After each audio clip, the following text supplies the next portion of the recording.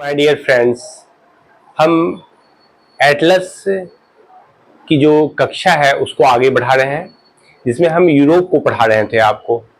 अब यूरोप में उत्तर यूरोप के भाग पर प्रकाश डाला गया था, जिसमें उत्तर यूरोप के स्कैंडिनेवियाई कंट्री और फेनो स्कैंडिनेवियाई कंट्री को देखा गया था, जिसमें आपने 4 + 1 5 देशों का अध्ययन किया, जिसमें आप देख रहे आइसलैंड को देखें, आपने डेनमार्क को देखा, फिर आप नॉर्वे को देखें, स्वीडन को देखें और उनकी राजधानियों को भी देखें आप।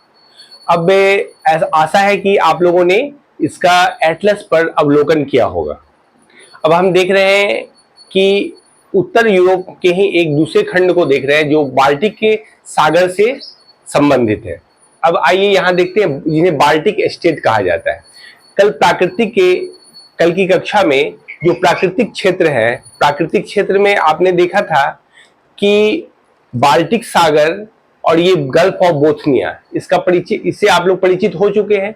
अब बाल्टिक सागर से जो सटे हुए देश है, बाल्टिक सागर से जो सटे हुए देश है उसका अध्ययन जिसमें किया जाता है वो बाल्टिक स्टेट कहलाते हैं। अब यहाँ पे देखिए, एस्टोनिया, लाटविया, लिथुआनिया, ये 3 देश हैं जो बाल्टिक सागर से सटे हुए हैं। और रूस भी बाल्टिक के सागर से सटा हुआ है।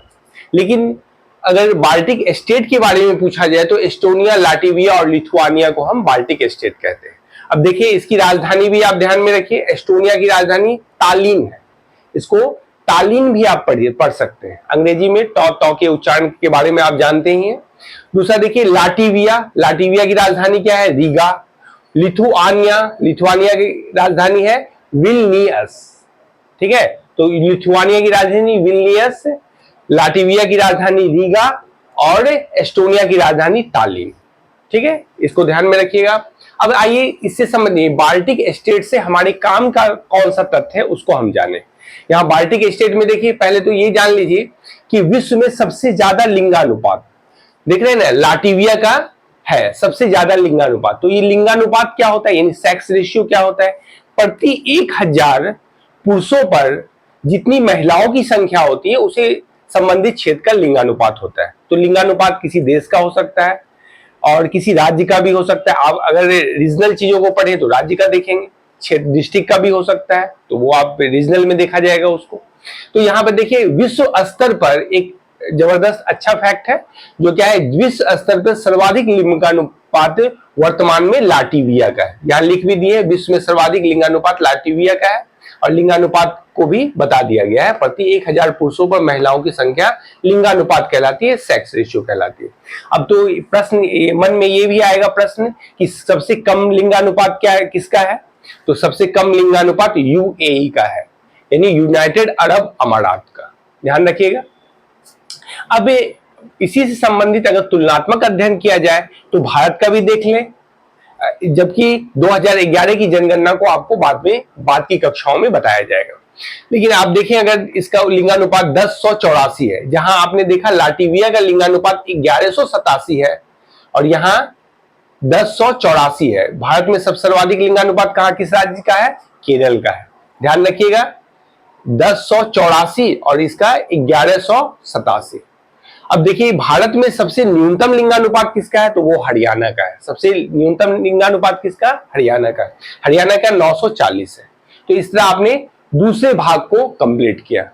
पहला भाग में आपने देखा जो है, पहले फेनो स्कैंडिनेवियाई कंट्री को देखा आपने, स्कैंडिनेवियाई कंट्री को दोनों को मिला के एक पार्ट एक बनाए। दूसरा पार्ट अगर हो गया बाल्टिक स्टेट का, और तीसरा जो होगा, तीसरा पार्ट आप देखेंगे बेनेलक्स कंट्री का, बेनेलक्स कंट्री का। ये याद करने का तरीका है, Belgium, Luxembourg, Belgium, Benelux, Belgium, Netherlands और लग्जमबर्ग। इसको हम कल की कक्षाओं में देखेंगे। इसको निम्न भूमि का देश कहा जाता है, जो कि पोल्डर पर बना हुआ है। पोल्डर वैसे क्षेत्र होते हैं जो समुद्र को पाट के बनाया गया है। ये भी एक रोचक तथ्य है जिसको हम कल की कक्षा में देखेंगे। तो ए में आपने देखा, ए पार्ट ए जो बनाए वो स्कैंडिनेवियाई देश और फेनो स्कैंडिनेवियाई देश। बी पार्ट हो गया, उत्तर के भाग को देखा जा रहा है, यूरोप को। बी पार्ट में आपने देखा बाल्टिक स्टेट को, और सी पार्ट में हम देखेंगे बेनेलक्स को, यानी बेल्जियम, नीदरलैंड और लग्जमबर्ग।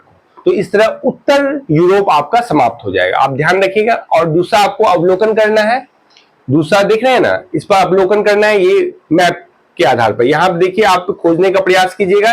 ये ऐसे तो यहाँ से दिखाई उतना नहीं दे रहा है, लेकिन आप एटलस में देखिएगा, यहाँ आपको तीनों एस्टोनिया, लाटविया और लिथुआनिया तीनों कंट्री आपको मिलेंगे। अब दूसरा एक और चर्चा करनी है अभी कील नहर की। एक हम क्षेत्र को देखेंगे जो कील नहर का निर्माण किया गया है।